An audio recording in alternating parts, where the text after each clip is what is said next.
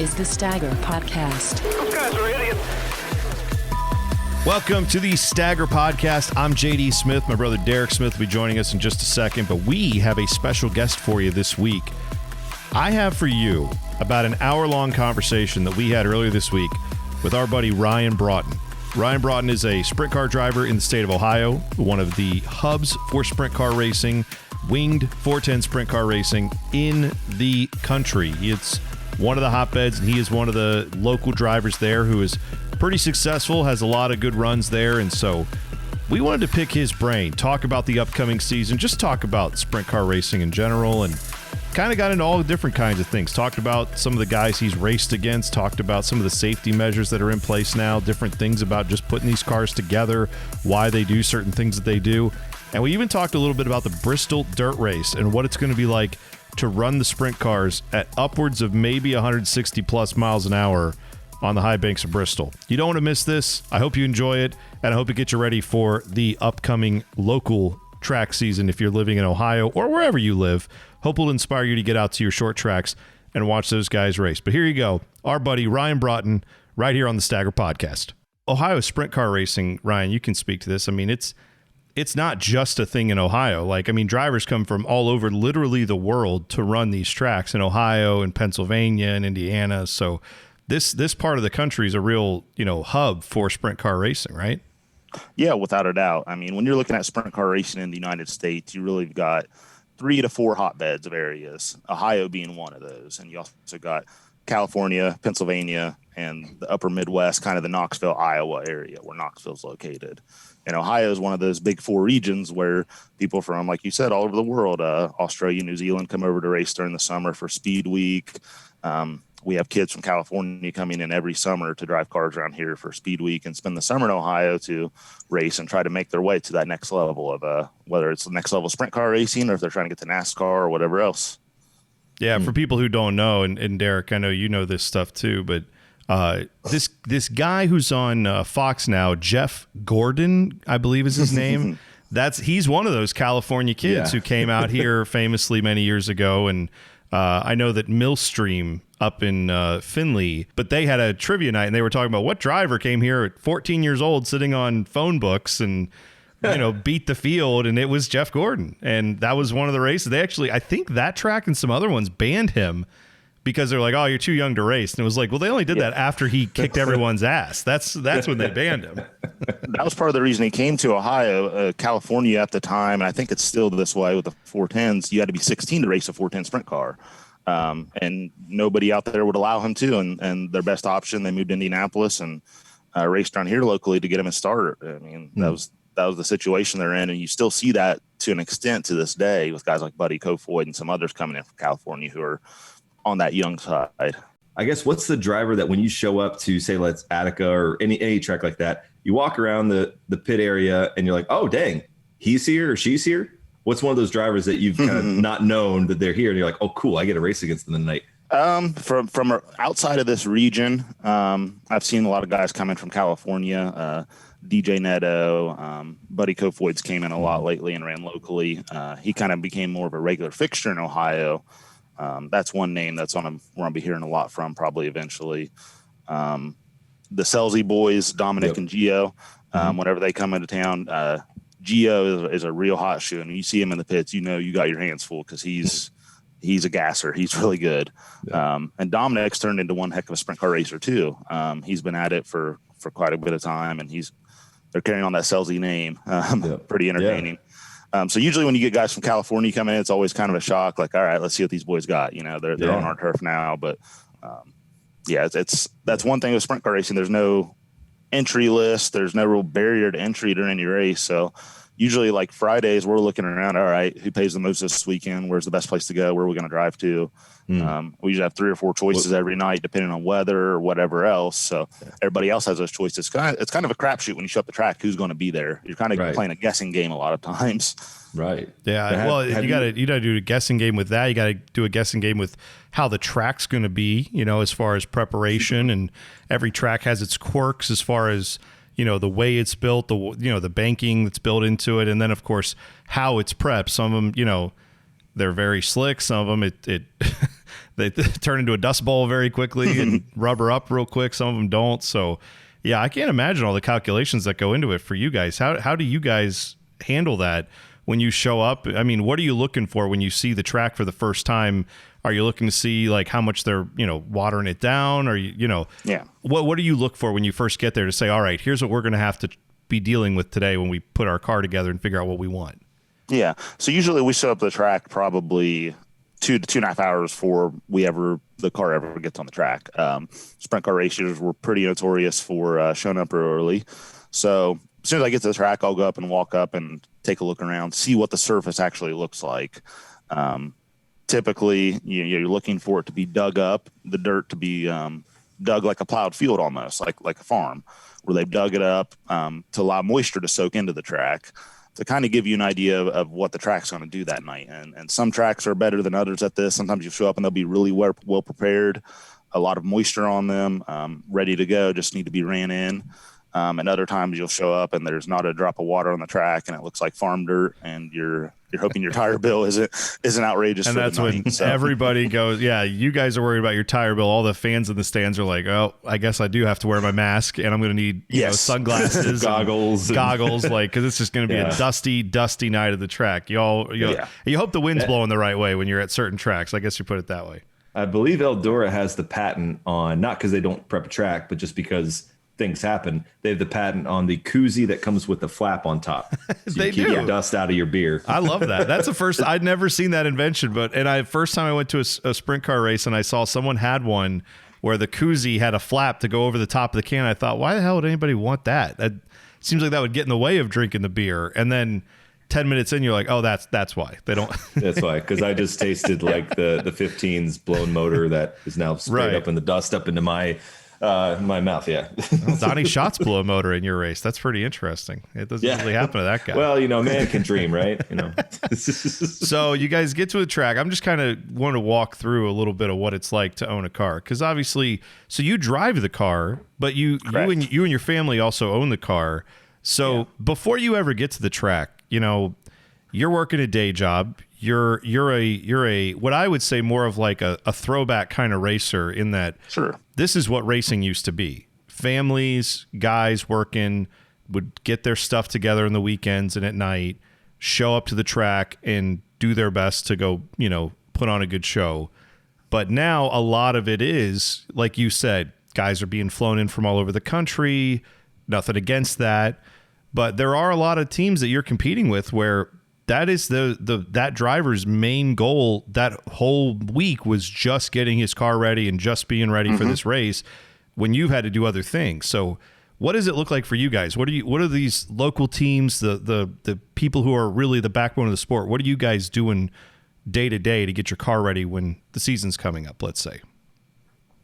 Sure. So like you said, I mean, a lot of these guys at the 410 sprint car level are doing this for a living, whether they're mechanics, drivers. This is how they put groceries on the table. So they're racing for a whole different level of what they're looking for than what I am out of it.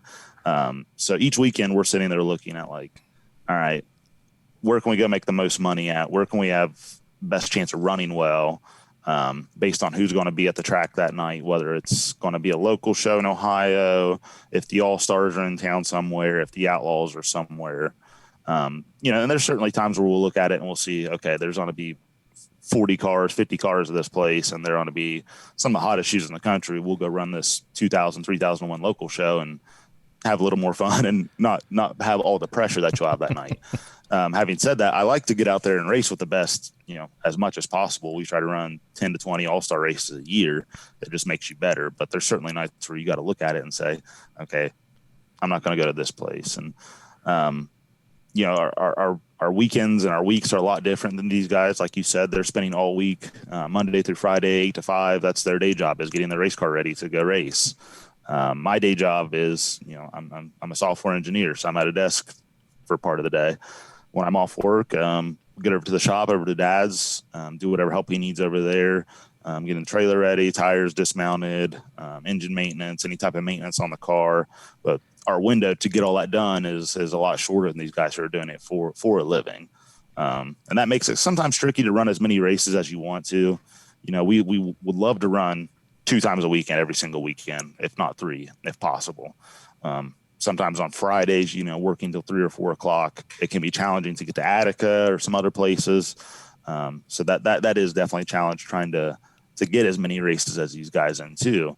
And these cars, they're so the speed and the violence with them, it's just something that you have to race so much to be competitive in. I mean, if you're going out there and half-assing this and running 10 races a year out there having fun, you're not going to be competitive when the All-Stars come to town.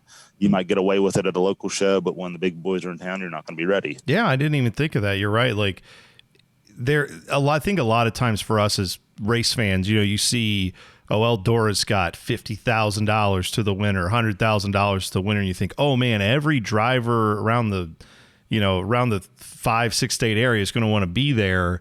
But you're right, like the economics of that, it's like, well, number one, you got to go be competitive with drivers that are doing this much more often. And, some of those guys are racing, like sim racing all week too, to get prepared for this.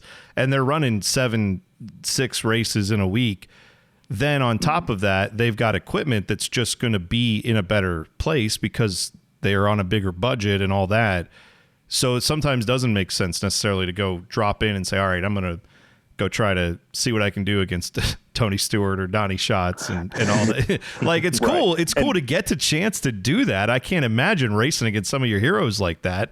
But the reality is it might help you with the tire bill if you can go out there and, go finish, on the podium at a local show that's paying out a little bit more you have a little bit better chance to be competitive there. That's an interesting thought.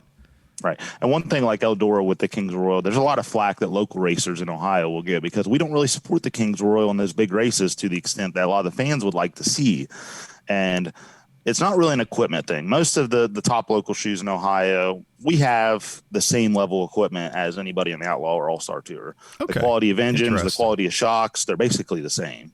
The difference is those guys have 3 or 4 guys who are working full time on their cars, running out of a 50-foot NASCAR operation with 4 motors instead of 2 or 6 motors instead of 2. Well, that's what I was going to say. How many spare cars do you have in the back of your trailer when you wad one up in the heat race? That's exactly. That's it, right? I mean, that might be it for a few weeks. Yeah, and you saw that. I think you saw that at Waynesfield the night you were there. I think Reitzel dumped it big time in hot laps when I pulled another car down. And that was the funniest thing. Aaron Reitzel was one of the one of the bigger drivers on the sprint car circuit, and he did in a heat race, flipped it over 3 or 4 times, and I mean, not only he even got his car flipped back over onto all 4 wheels, and he was out of that thing and running back to the trailer, and he just had arms akimbo, just fly, like shouting instructions, and you saw all these dudes in matching shirts come hustling around, and 10 minutes later they had a car out on the track, or at least, getting prepped to go out on the track, and that's not something that local racers can do. Yeah. That's exactly right. I was just going to say, I remember you inviting us into your lounge to watch that. I was watching on the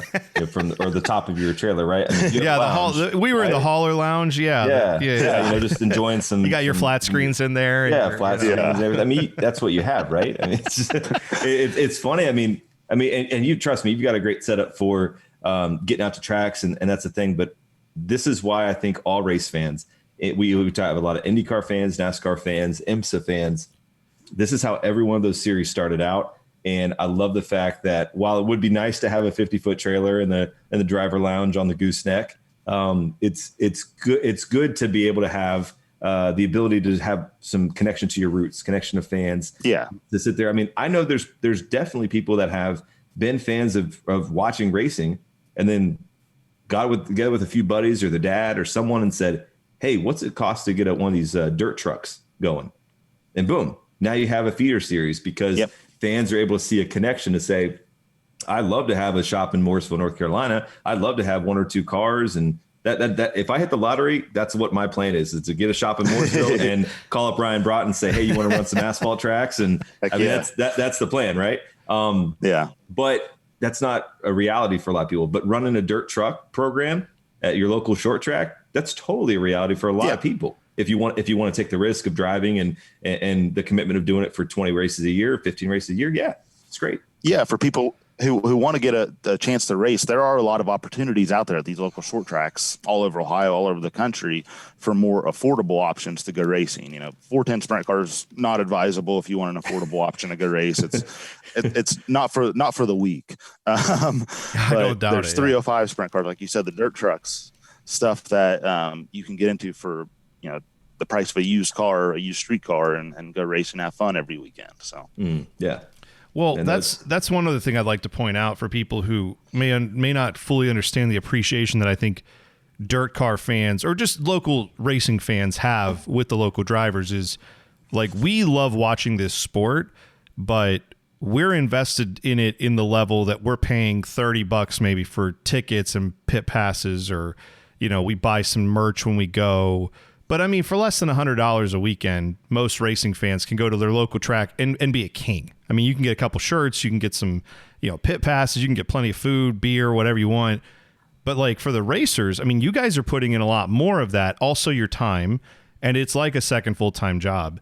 Oh, and then you have to go run the races, And so, like, I think there is that level of appreciation that you don't see with other forms of racing, or certainly like pro sports, where, I mean, I know LeBron James is going to go play basketball, or Aaron Rodgers is going to go play football because he gets paid millions of dollars to do it. It's not like a question that these guys are going to want to go out there, or someone's going to want to go do that. But if all the local racers just one day were like, it's too much work, it's a headache, I'm done, like, we just wouldn't have as many races to go to. So I think there is that level of appreciation that a lot of fans have to realize, is as much as sometimes we may not like a guy on the track for doing something or any of that, like, literally these like you said, most local tracks are supported by the moms and dads and families who get these cars to the racetrack, along with the guys who are driving them. And it is truly a family operation. I know that's your guys' situation as well. It's your racing team is your family. So I think that's a cool appreciation that most fans have. At least I certainly do. There's one thing there, like, there's a level of respect among the drivers, especially between each other. You can not like somebody, you get into them on the track, but there's still that level of respect there that how difficult this sport is. And they're busting your ass just as hard as you are for the most part. And there's that respect there between drivers. There's a kind of a brotherhood there, the way we talk to each other and stuff. It's just, we don't get involved with the fan drama with talking bad about drivers, this and that. I actually got to witness, I think it was the Attica 410 dust up in one of the heats, or like, it was still daylight, broad daylight out. So it wasn't the A main.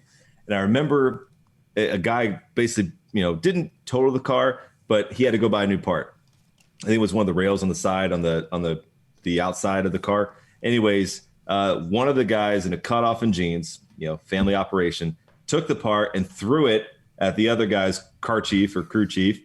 And they had a little dust up, and the guy ended up getting pushed. His glasses flew off his head. And I'm not kidding. 5 minutes later, they were at the parts truck talking it out with, more of a calm, disposition. But they had to both stand in line and get the parts they just broke, and they had to go sit there, and they had it out real quick. You got to go to the same parts but truck. They got to go to the parts truck and buy the part to make the A. And, that's the thing. You get in a dust up with somebody, and you'll be racing with them the next week or all summer long, because there's only so many of us around here. Yeah, so right. you gotta pick and choose your battles. Right. Yeah. Or send one of your family members out to do it, like that guy apparently did. Yeah, exactly. Well, let's just real quick before we get into, I want to talk about some of the local drivers in Ohio that I know people know, but I wanted to just real quick to kind of put a fine point on it. So you get into the A main. I got to see this firsthand, but explain to people, like, you guys are changing a lot of things on the car. I mean, obviously, you probably won't change a tire necessarily. It depends on the race, depends on the track, but sometimes you'll change things. Like, I know you guys changed out the gear, the gear oil, right? In the rear end gear, right? Like, or you'll sometimes change the gears themselves. Like, explain the gear ratio. Yes. Gear ratio. Yeah. So explain to people kind of how quickly you can do some of these repairs on your car, or some of the changes you can make when you're at the track. Yeah. So the tracks change so much from the beginning of the night, from the time we show up and practice through qualifying to the end of the A main. The tracks usually have slowed down a considerable amount, and there's a lot less grip on the track. So there's a lot of different variables we can change. The biggest is the tires, and people new to sprint cars will see that the rear tires are different sizes. They're called staggered. Hey, wonder where anybody got a name for a podcast, right? But so we got the staggered rear tires, and we can change that level of stagger on those. So there's less or more stagger between the two tires to adjust how the car turns, enters, and exits the corner. We have adjustments where we can move those tires inside and outside on the axle, so we can actually change the spacing. So the right rear wheel is farther away from the car or closer to the car based on the track conditions. Shocks, torsion bars are stuff that we change often on the suspension. We're changing those between every time we're on the track, just adjustments on the shocks. Most of them are adjustable. So we're not actually physically changing a shock. We're turning a knob on it to make an adjustment on it. And like Bone said, the gear ratio. So one thing on a sprint car is your typical street car, the differential, changing a gear ratio on that is extremely challenging. On a sprint car and a lot of other dirt classes, we'll use what's called a quick change rear end. And this quick change essentially has a cover with eight nuts on it.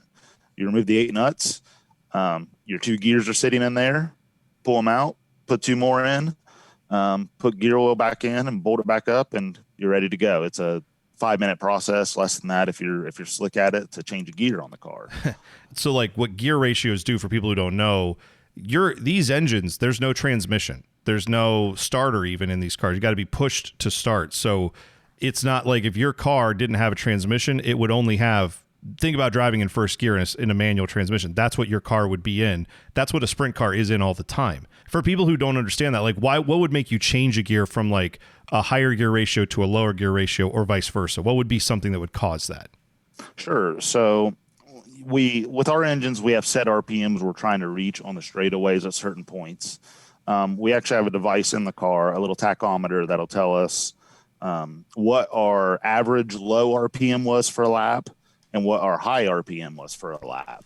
So it'll tell us what our RPMs the motor was turning coming out of the corner and what it was turning at the end of the straightaway. And if that's too low, at the end of the straightaway, for example, we'll add or take gear out to get it to go more RPMs at the end of the straightaway to carry more speed at the end. Yeah. And we'll do that different ways to change how the motor drives as well. Taking gear out, it can create more of a compression brake on the engine. So you think about when you let off the throttle, with that gear ratio change, it's going to slow down quicker than with a taller gear in there. You do this if you need to run the bottom at some tracks where you need to slow down really quickly, but you don't want to use a whole ton of brake to do that. So, I mean, these are not the same technologies, but in a way, like how there's an engine brake on a semi truck, same concept. You're changing the compression to allow the car to slow down without you actually having to jab the brakes as you're doing it.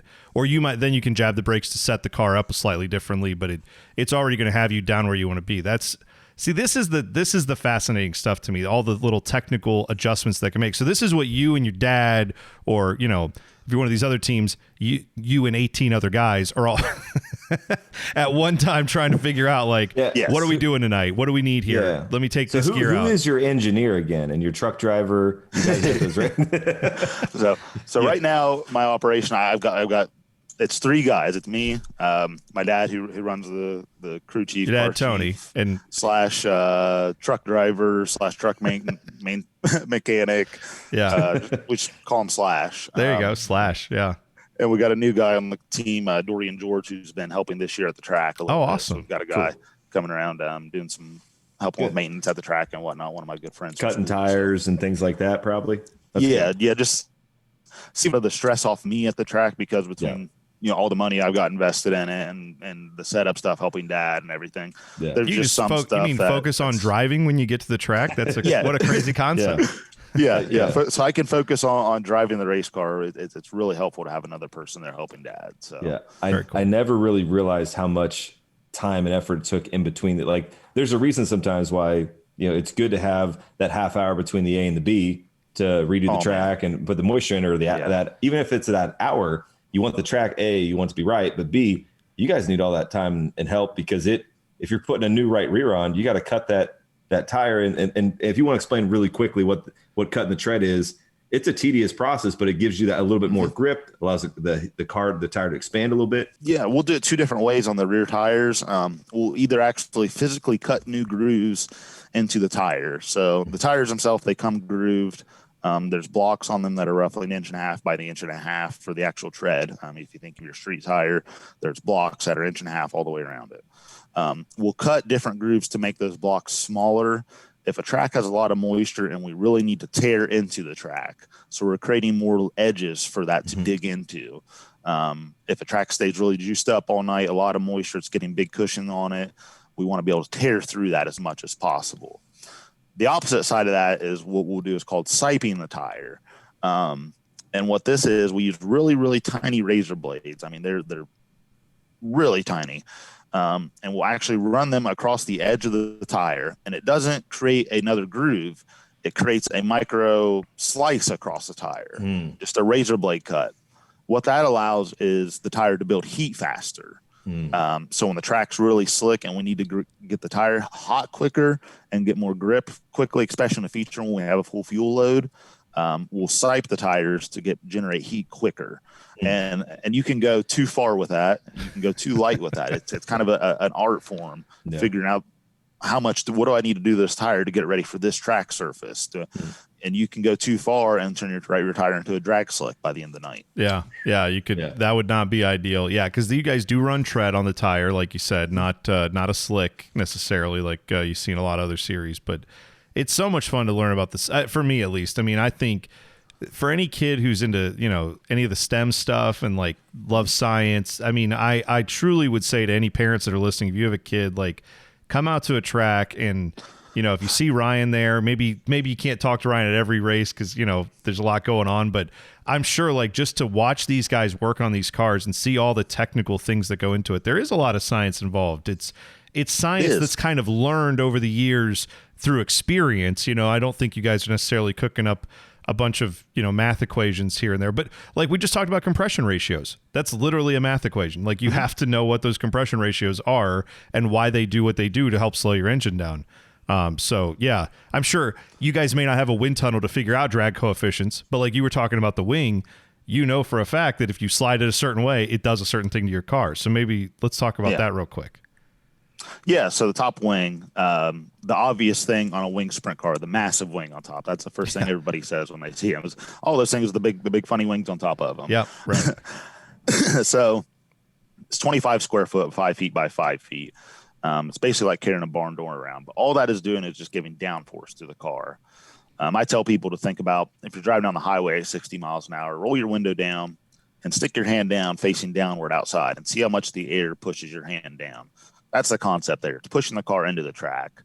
What we do, we have an adjustment within the car where we can move the wing forward and back as the race goes on. Typically, the reason we do this is because of the fuel load in the car. So the cars weigh 1,400 pounds, between 1,400 and 1,500 with me in it. Which is just number one, just to think about an entire car that has how many horsepower does your engine typically generate? Most of them are over 900. Some guys are getting over 1,000 at this point. So almost double what a NASCAR Cup engine has. It's right. I mean, like for people who don't know, a NASCAR that you're going to watch at Las Vegas this weekend runs they're running a 550 horsepower engine. You're talking about an engine that is twice that almost. And in a car, the NASCAR Cup car weighs 3,400 pounds. Your guy's car weighs 2,000 pounds less with twice the horsepower. And it's on dirt. Good luck with all that. That's why you need that big wing. Because I know there are guys that obviously there's non-wing sprint cars too. Those guys are they're psychopaths. I don't. Yeah. You take the wing off your car, you just lose your mind. Racers are crazy. So no, but anybody hops, you guys in the sprint car world are just on another level for me. So. Yeah. I have a hard enough time keeping the car on the ground with a wing. I don't need to be taking my wings off. That's just right. I know, it's so crazy. Oh, so so that's part of what you're doing with that. But then you can move it back and forth, right? I mean, that's So we run 30 gallons of fuel to start a feature. Generally, everywhere, the engines will burn about a gallon every half a lap to a lap, depending on the size of the track. And 30 gallons of fuel in a 1,500 pound car, if you think about that, is a massive weight distribution. Sure, yeah. 30 pounds. The fuel typically weighs about 7 pounds a gallon. So you got about 200 pounds sitting behind you. As that fuel load starts to burn off, we'll start to move the wing back on the car. And that's another art form, is figuring out the right time to do that as you're pulling that wing back to get more downforce, more weight on the rear tires that was previously there from the fuel that had burned off. And also as the track slickens off and slows down, it helps get more downforce to the rear tires, help you get better traction coming off the corner, keep the car straight on corner entry, all the things you want.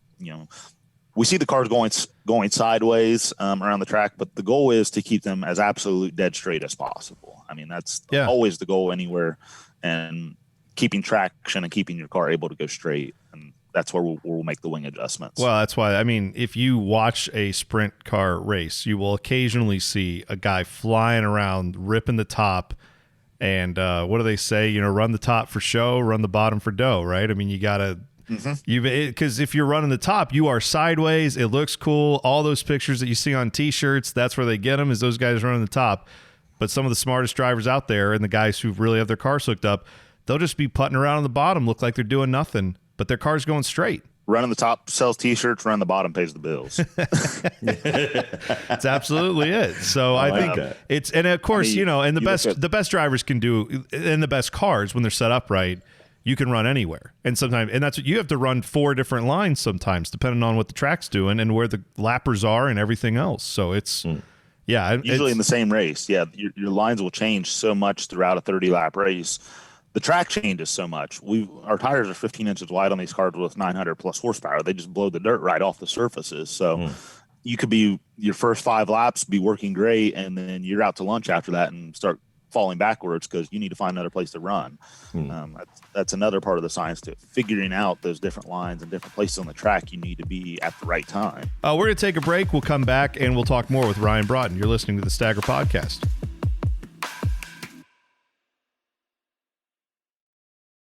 Welcome back to the Stagger Podcast. Here is more of our conversation with Ohio sprint car driver Ryan Broughton. You were talking about the weight thing. Do you, as far as how much, the car weighs and all that stuff, but do you ever sit there in the drive-through line going, maybe I don't need the chicken nuggets today? You got your spit jug with you on the way up to Fremont? Yeah, that's one of the hard parts. I'm a bigger guy physically. I'm 6'1", 215 pounds. I played football all through high school and everything. Got a football player build and driving race cars. And you look at some of these guys and they're like jockeys. I mean, they're 5'6", 130 pounds, soaking wet. So there's certainly advantage there. But then you look at guys like Donnie Schatz. Donnie's lost some weight, but Donnie's physically a chunkier guy, and he dominated the world of outlaws for the past 15 years. So there's a place for the chunky guys, right? Tony Stewart, obviously. Dominic Selzy's a bigger guy, right? I mean, as far as racers go. And Steve Kenzer, I won't say he's a bigger guy, but he's not super skinny either. And you've raced with Steve Kenzer before, and you've had some cool interactions with drivers. So as we talk about these big name drivers, who's some of the ones that you've gotten to dust up with, that you've enjoyed racing against, and tell us some of those stories that you have. I think Derrick's calling Steve Kinzer fat because he called him a big name. That's wow. Way to fat shame, Derrick. Jeez. Hey, real quick aside, last autograph I ever asked for, last autograph was Steve Kinzer. I got a little license plate. I saw him at Attica. I was like, that's Steve Kinzer. That's one where he's one of those guys where whatever you have in your hand, you're like, can you sign this, please? I'll just take that. You're a legend. That dude is the epitome of a straight up man. I mean, I would not mess with him in any way, shape, or form. He is a true badass. So what was it like racing against him? So I got a race with Steve just before he retired at an All-Star show, and it was actually I traded side jobs for the lead with Steve Kinzer at an All-Star race. Wow. Would have been 2015. This would have been probably my first big All-Star race where we really made some noise. Went out, won our heat race, finished second in the dash, ended up passing Kevin Swindell, and I think Sheldon. I think I passed Sheldon in the dash. So ended up starting on the front row on the pole, Steve Kinzer, starting second, me. Something else. So we go out. This is at Chillicothe at Atomic Speedway, and we push out for the feature. We go out, line up for the pace laps. We do the 4 wide salute, all that. Get the 1 to go signal. So I'm sitting there next to Steve Kinzer, and they throw the yellow flag back on. Jack Audenshield had his belt set came undone during the feature, or while we were rolling around. So Jack pulled off the inside and stopped to get his belts undone. So I'm sitting there for a solid 5 laps, just idling around next to Steve Kinzer the whole time, just looking over. Like, I've watched this guy race my entire life. He's been doing this 20 years before I was born, just intimidated as hell the whole time. Right. Sure. I can't believe this is happening right now.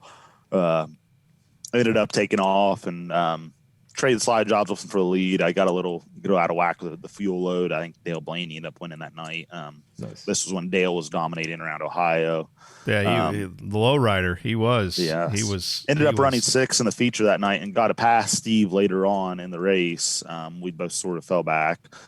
And I would tell you that man, in all my years of racing, is the hardest person I've ever encountered to pass. He made a car 10 lanes wide on a 5-lane racetrack. I mean, and at that point, Steve was getting older. He was in his late 50s. His vision, he wasn't the Steve Kinzer of 1995, but he made it damn hard to pass him, and it was frustrating. Well, because you mentioned Kevin Swindell there, and obviously Steve Kinzer, some of these names, I think of, you mentioned Kevin and his dad, Sammy Swindell, legend as well. Who I'm sure you've also probably had a chance to drive against him at some points. He's almost everywhere. So yep. I assume you've run against him many a time, but those guys back in the day, we talk a lot of NASCAR on the program and all that. They're covering Bristol in dirt. And I'm sure you remember old TNN, Eli Gold, where they ran, the Bristol dirt race with those Outlaw sprint cars, with the 410s like what you drive.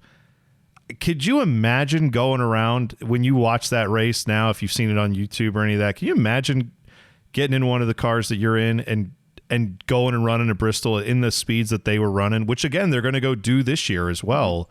The Outlaws are going to head there, but that's just, I just look at that and still in a minute. I know you guys go fast. I know Eldora is crazy, right? But I mean, I would think Bristol covered in dirt is even crazier than that. I'm nervous about what's coming up. The speeds that they're going to reach that place are going to be something we haven't seen in a long time. I think every bit are going to be faster than they were 20 years ago. We're at a point with sprint cars now where we're breaking 20-year-old track records on half miles that we never thought would be broken. Eldora's track record was broken this year. Williams Grove's was. I think you'll see every bit of sprint cars doing 175 miles an hour on that place, if not faster. And again, y'all, I don't know if people can process that. Like 175 miles an hour is faster than what the Cup Series was running at a 1.5-mile track this weekend on asphalt with slicks, not on dirt with tread and tires. Like I don't think you're wrong there either. But I mean, it's got to be a sub 10-second lap, right? And no, because in 2000, when they ran there before, I think the fastest they were clocking them then with a radar was at 168 at the end of the straightaways in the year 2000 with 200 less horsepower. Good night. Good night. I hope that the first 30 rows are empty, and I hope I'm now hearing that stat. I'm nervous as well. I ran some half mile stuff, and these cars do weird things at 135, 140 miles an hour. When you get them trimmed out, going that fast, they want to move around a lot, and I can't imagine adding that extra 40 miles an hour there. I mean, it's incredible. So when someone blows by you and you're like, "How that guy's a maniac? What's he doing?" Probably 10 more than what you're doing is the answer on that. And now you're talking adding 40 miles an hour to cars that are already insane, like you said. So that's what I'm trying to give people the idea of just how much more speed we're talking here. It's unreal. Well, and this also brings insight to the whole invite-only World of Outlaws at Bristol, because like you are sitting here being reasonable and saying, hey, I'm nervous to get out there. I'm nervous for the race. Not necessarily nervous to get out there. I'm sure if you had Tony Stewart racing equipment behind you, you'd be out there and running and maybe still have some trepidation, but you'd feel a little bit better about getting out there and running. But there's probably going to be 1 or 2 or 5 or 20 guys and gals are like, hey, I've got that car that can pass tech. I want to go race at Bristol. And that could be a liability situation, because if you don't have the parts and pieces that are designed for that, it really could be a dangerous spot, not just for that driver, but also for the drivers around them and other track personnel and things like that. So that's why I think it makes sense to make it invite only, because you got to be safe and you got to have really good equipment to make it around there safely. Yeah, 100%. I could go down there and, we could be competitive. I think we got motors that can run with those guys. We'd probably be doing 160 miles an hour. But there's 2 problems with that. One is stuff goes wrong at that speed. I work full time, obviously, so I have to consider that. I could be out of a job really quickly if I'm laid up in a hospital for a long time or whatever else. Sure. And two, I could get up to that speed, but if guys like, the Selzies and Reitzels and them are doing 175, that closing speed is still significant on that big of a track. And it's just too sketchy for a guy like me to commit to it. I mean, I've got friends who are upset that they can't go race it, but I'm like, the conversations I've had with them are like, do you really need to be there? It's the thing. Well, and I think this goes back to that whole thing, the respect level that we as fans have for racers is, just the fact that guys are willing to go out and do what you're doing on the weekends. It's a dangerous sport. There's no getting around it. It's a tough sport, and it's a physically demanding sport. It's not easy to wheel one of these things around. I mean, I know you said some of these guys are, 5'6", 130 pounds, but those guys have to be built like, little wire frames, of just corded steel to be able to turn these things. Like you said, a lot of the old school guys were built like football players, Steve Kinsers of the world, because you had to be to muscle these things around. So, just the respect we have for the drivers who go out there and put it on the line week in, week out at the local shows. Yeah, I don't think Bristol's wrong for saying, we're going to just make sure that the guys who come here know what they're doing. We've seen them handle these cars at high speeds, and also we know the equipment's going to be there. There's not going to be somebody running out there with a half-bent frame saying, no, it's good, I can make it. Like, you don't want that going at 140, let alone at 160, 170. So, I think it's the right call too, but that's a really good perspective that hadn't considered. From the racers, for the most part, it's been a pretty popular decision. I mean, I've heard a few local guys, who've got upset about it, but the biggest upset about it has been a lot of fans who don't think through that. And, but from the racer perspective, I don't think there's a lot of guys who have a major problem with it. We all understand that. What are we talking? Do we know how many invites? Like, it's probably still going to be 30, 40 invites, I'm guessing. You're not going to be missing anybody you'd want to see. I mean, all 15 of the Outlaws are going to be there. The top of the All-Star guys are going to be there. I would say Hendrick's not going to let Kyle Larson run the sprint car there. He may not, may not. I could see that being a contentious, moment there in the meeting room. I know Kyle's running the super late model for the Rumley guy at the World of Outlaw late model show, but and Kyle Larson has been different animal out there. He got out there on the late models, and what was it? Handful of races, and I think by the second start was the one he won. beat the best against the World of Outlaws in late models, not running at a local track, which I just if anybody could understand that, again, just think about all the times you've seen some of these guys who have run the dirt trucks at Eldora, the truck series when they ran at Eldora, and it's like, well, we got to get this truck, like Matt Crafton would go run. I think he'd run like a dirt modified or something just to get ready for it. And they talked about how he got his ass kicked a few times because it's tough in the dirt modified. And this is a guy who's driven, in all levels of racing for many, many years. And he struggled with it. And Kyle Larson just hops in a dirt late model and off he goes. Second race of the year. It has to hurt. It has to hurt those guys' feelings because they're the absolute best at what they do. I mean, they're super late models, arguably, there's more money in that than there is in sprint cars, just by some of the payouts that they run and stuff. These guys are professionals. They do it for a living. And to have somebody jump in and come out and spank you, that's got to be hard to accept. And I don't think it could go the other way around. I don't think one of the super late model guys could jump in a sprint car, even at a local show, and have success like he has. It's unbelievable.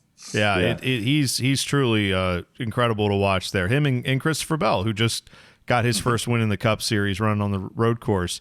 I have said Christopher Bell is one of the most incredible drivers I've watched, just from the fact that he shows up, hasn't seen the car that he's going to hop into, and within 5 laps, he's got that thing set in quick time and just unreal. I mean, what are your thoughts on guys like Kyle Larson, Christopher Bell dropping into the local shows? Does that bother you guys as local drivers, or do you kind of enjoy the challenge when those guys show up? Yeah, you enjoyed the challenge, certainly. I mean, Larson this year, with how ridiculous he got with his winning, when he pulled in the pits, you were kind of like, great, here he is again. But yeah, know what's going to happen. Sure. This year, he made us all look silly all year long. But those two guys, the level of talent they have, I mean, I've raced with a lot of guys over the years. Some made it to NASCAR or whatever else throughout my time, and I've never seen anything like those two. The stuff they can do in a race car from somebody who drives one of these, you just look at them like, how do they do that? Like, and I've had this conversation with Dale Blaney, 5-time All-Star champion, 100 times winner at the All-Stars, one of the greatest sprint car drivers to ever live. Yep. After Portsmouth, after the Larson won down there, I just looked at him like, how does he do that? And he's like, I wish I knew. I'd still be racing. Yeah, it's hard to know, man. It is hard to know how guys can be that good. But yeah, right now, I think the sprint car world is in very good shape with the young talent that's coming through, the established guys that are running up in the Cup Series who have cut their teeth in that series, and of course, you know, the big name guys like we talked about with Donnie Schatz and David Gravel and all these guys who have just, you know, and Aaron Reitzel. Like there's tons of talent in this field up and down. But also in the state of Ohio, where you primarily run, I mean, there's some guys here that are really good that I think maybe people who just follow the national scene or maybe don't follow sprint car racing might not know to look for. So if you're someone who's a NASCAR fan who's never watched a dirt race, but now they want to because they've heard us talking to you for an hour, who are some guys other than Ryan Broughton, when you go to the track, you're likely to see at an Ohio track who people should be looking out for to watch them put on a show? Yeah. First one out of here in Columbus is Cole Duncan, one of my good buddies. He's probably one of the best, if not the best car in Ohio at this point. You'll see Cole all over the state. He can run with the All-Stars. He can run with the Outlaws. He's won All-Star races. Cole actually ran fourth in the King's Royal a few years ago. He was leading it. I was hoping that he would pull that one off. That was pretty insane. But yeah, he had a great run a few years ago. You're right. Cole and I are pretty tight. We kind of had the same type of operation. His deals, him and his dad, pretty much. They both work full time and put everything they got in their operation. So we're pretty close on that aspect. Kind of the shared experiences we've had. I have a ton of respect for him and his dad. Rodney was a great racer in the 80s and 90s, and so Cole's one of the big hitters in Ohio, in the southern central Ohio area. In the northern Ohio area at Attica and Fremont, Cap Henry, he's been around for 15 years now. I've been seeing him run, and it's took a while for him to get there. But the last couple of years, especially driving that whiskey wagon car, they've really hit on something good. I mean, they're every bit as good as Cole, and when the All-Stars come to town, they're a threat to win. I think they won a couple Speed Week races this year as a local team, won against the All-Stars. So all the big guys came to town and the local team took the money. So that right now in Ohio, those two are probably, the two to look out for. Another one, if you go up northern Ohio, the classic Byron Reed. I don't know if you guys seen Byron. Byron Reed, yep, for sure. Dude is an old school badass. He's won like 12 championships at Attica, 10 at Fremont, I think. Yeah. And his cars look the same since 1987. Yep. It's not changing one bit. Yeah. It's black with a white number 5. It's never going to change. Yeah. Nope. Yeah. Byron, I think his haircut hasn't changed either since the 80s. He's got beautiful hair. Yeah. He's got beautiful hair. I wish I had mine like couldn't you imagine Byron Reed in a man bun? I mean, just let it grow out, man. You could really tap into this new hippie vibe that we have in the 2020s, but now he's high and tight, man. I feel like the neighbor in Office Space was like, "No, man, hell no! I think you get your ass kicked for saying something like that." Yeah, man. That's pretty great though. Yeah, those are all good names though, Ryan. I agree with you. I think this is a fun time to kind of be a sprint car fan, and obviously, if you haven't traveled around much in the state, there's pockets, right? Like if you go to Wayne County Speedway, that's Haudenshield territory. Like you're just going to see a ton of Jack and Sheldon. You're going to see all their shirts all the time, even if they're not running. They're based right out of there. That's kind of their spot. So yeah, you go to Fremont, there's guys. You go to Attica, there's guys. Southern Ohio, there's a whole different group of guys. You guys are all a little different down there. And so Fremont pulls that Michigan crowd too. So you got some of those guys try to come in and take the money from Ohio because we got better racing. You'll see guys from Western Pennsylvania come over a lot into Ohio and race here. Indiana's starting to see a resurgence of winged 410 teams based out of Indiana, so we'll start to see some of those. There's actually a track opening in Indianapolis this year at the Marion County Fairgrounds called Circle City Raceway. I did not know that. That's cool. They're track racing in Indianapolis, wing sprint cars. They're actually bringing back, you guys will get a kick out of this. They're calling it Thursday Night Thunder. Wing sprint cars on Thursday night. That's right, yeah. So looks like I will be groggy on Friday morning. Now we just need someone to do Monday Nitro, and we'll be fully WCW. That'd be WCW great. Monday Night Nitro. Now, I got a question. Fans and racers and teams all had the same deal of needing to drive 2 to 3 hours at night to go back somewhere, and you don't do that on an empty stomach, or certainly thirsty after a race. So, what is if you've got to go from Fremont back to your home area in Southern Ohio? Where do you stop at? What's a good place you're like, hey, in this little small town of this place on this state highway, we always fuel up here, and I always get a Monster and a whatever. What's your go-to late night snack? So, being from Athens, Ohio, I went to school at OU and spent a good bit of time in Athens. And there's one location. It's a taco chain, a particular taco joint that was only in Athens, and they've started expanding them to some truck stops around. Taco John's. Yeah, Taco John's. There's one in Circleville, and there's one on 71 up by Ashland at a truck stop. Yeah, I've been to that. It's near. I think it's a little south of Mansfield, maybe. Yep. Yes. Right, I know exactly what you're talking about. Yep. And my dad, he's not a big taco fan. I got him on it. So if we're coming back along there, Taco John's is always our stop on the road. That's a good one. Now Columbus, we're getting a Sheetz, so that may change. That may change very, very soon. Are you a Sheetz guy or a Wawa guy? Have you had Wawa? I'm a Sheetz. I have not had Wawa, but I am a Sheetz guy. I've had that one to Pennsylvania and West Virginia before. Oh yeah. If I can get it, that's definitely a preferred stop. Sheetz is the real deal. Someone needs to make that app where it's just like for racing fans who are leaving the track. It's like What's Open app where it's 2:00 in the morning. I would tell you, this summer Speed Week was so hard because it was right when the COVID stuff was really at its peak, and nothing was open late. Nothing was open at midnight. I needed one of the nights. It was 110 degrees out in Speed Week, and I wanted to get some Pedialyte from Walmart after the races were over to help hydrate. And Walmart was closed, and Walmart's closed. Jeez, like, what am I gonna do, man? Come on. Yeah. It's a tough deal, man. And what you guys do is very physically demanding. And you got to wear those fire suits in the middle of dead summer. Out. Yeah, I've just reaching under, grabbing the rear end gear out, and that scalding hot oil's coming out of there. It's 100 degrees out. Yeah, it's a thing. It's it's a very different thing, I think, than most forms of racing. We went down to Tennessee and ran with the All-Stars. They ran at Bulls Gap, close to Bristol, real high bank joint.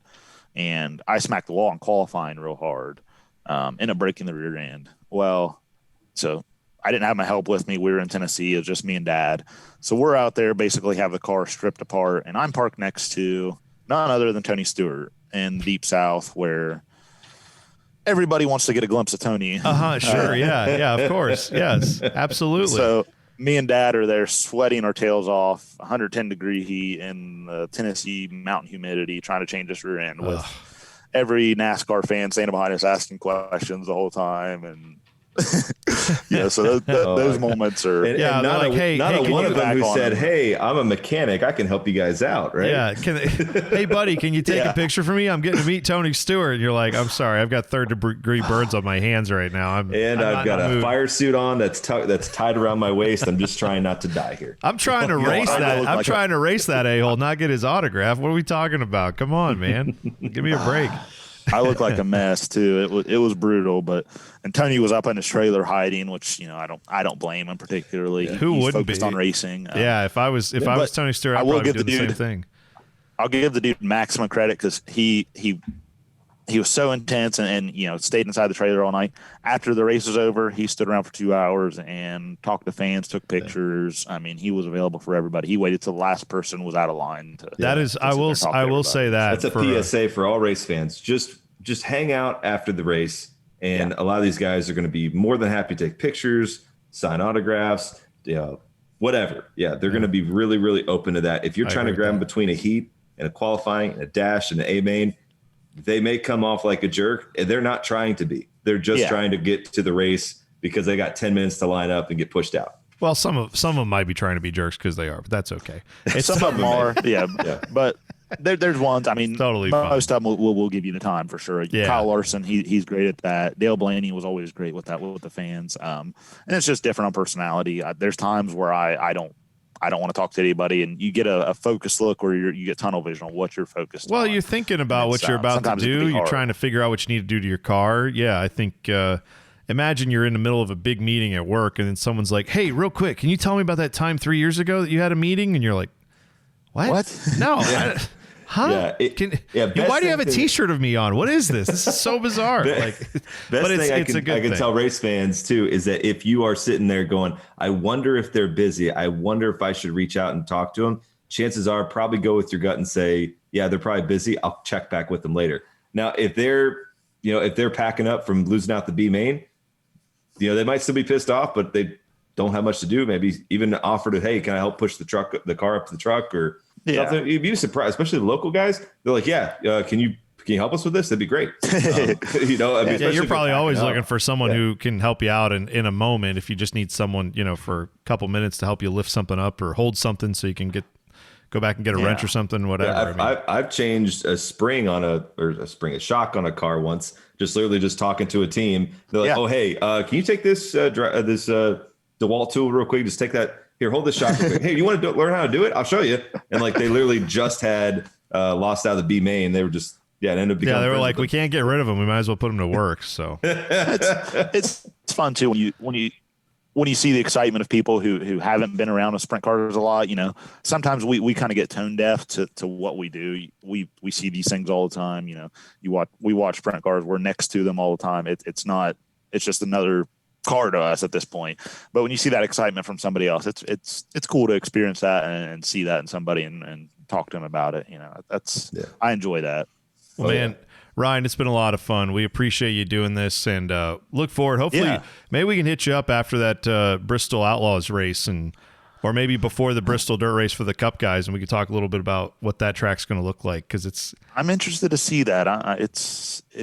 It's going to be interesting. I'll leave it at that. It has let's just put it this way. It has a huge potential for shit show. It also has a huge potential for being a lot of fun. So it's East Tennessee in March. I'm expecting it to rain all weekend or snow. Yeah. Well, we went to Martinsville around the same time a couple years ago and got snowed out. So we've been there, done that. So for sure. All right, man. Well, thanks again, and we'll catch up with you later on this season. No problem, man. Thank you, guys. I had a great time on here, and it's always fun to talk sprint car racing. That's it for us. Thanks again to Ryan for coming on. We look forward to talking with him again in the future. Make sure you tweet this out if you are a sprint car fan. Make sure you follow us on Twitter at Stagger Podcast. And, of course, as always, subscribe to the podcast. However you found this one, you can find all of them. Same place. Just hit that subscribe button. We will be back on Friday previewing a big weekend in the NASCAR series between the Cup Series, Xfinity, and, of course, the trucks, which I think are all Camping World trucks now. We'll talk about all of it coming up on Friday. Thanks again. You're listening to the Stagger Podcast. Till next time, stay safe and stay staggered.